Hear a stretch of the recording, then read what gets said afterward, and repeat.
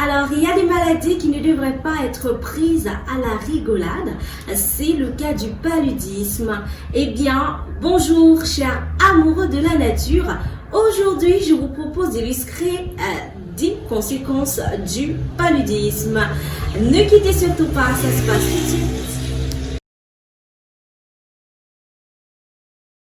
Les décès dus au paludisme sont dans la majorité des cas la conséquence de complications, ce qui veut dire que dans le cas du neuropaludisme, on observe une atteinte cérébrale caractérisée par un délire, une perte de connaissance, un coma, voire même le décès de la personne infectée.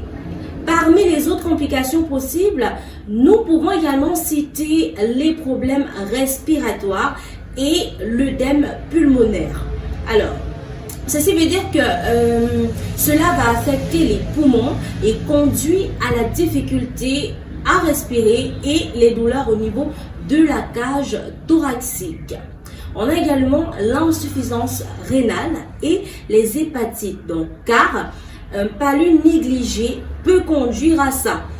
À un moment donné, le palud peut perforer le poumon et par la suite occasionner donc ces différentes hépatites. On parle de l'hépatite A, l'hépatite B, l'hépatite C et l'hépatite D.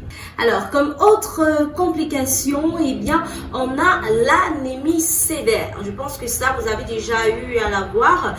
Justement, je vais dire ici que palud et anémie ont tendance à marcher ensemble. Ils vont de pair d'une certaine façon. Si vous partez faire une consultation lorsque vous ne vous sentez pas forcément très bien, vous allez remarquer que le médecin va regarder dans vos yeux, il va regarder vos mains et il vous dira par la suite qu'il est important de faire un vidal pour manquer de sang, donc pour voir si c'est que vous avez du palud ou autre chose.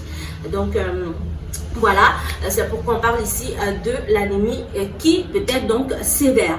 On a également comme autre complication la chute du taux de sucre dans le sang, l'hypoglycémie. Mais maintenant, il y a des personnes qui sont les plus à risque de complications. On va parler, car c'est très important, des femmes enceintes, car le palud peut causer des fausses couches. Vous en savez quelque chose si vous êtes déjà tombée enceinte. On vous en parlera à chaque fois donc à l'hôpital lors de vos visites. On vous demandera de faire ces quelques examens pour être sûr que vous n'avez pas le palud. On a le retard de croissance in utero. Qu'est-ce que cela veut dire?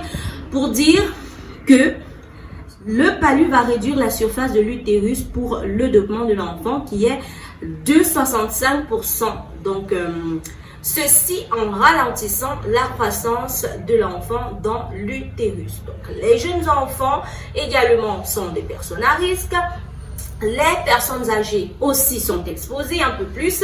Les malades chroniques et les patients immunodéprimés. On parle de greffe, on parle ici de ceux qui ont le VIH. Donc voilà, les personnes qui sont donc des plus à risque de complications. Voilà, c'était tout. Merci d'avoir suivi et surtout n'oubliez pas de liker, partager au maximum et laissez bien sûr un commentaire car c'est un autre moyen d'éveiller les consciences. On se dit à très bientôt, oui à très bientôt pour étudier d'autres pathologies. D'ici là, prenez soin de vous, prenez soin de votre santé, assurez-vous que vous soyez toujours en forme et au besoin bien sûr avec le concours d'Afrique Nature parce que nous sommes là pour vous accompagner et vous maintenir en santé. Bisous.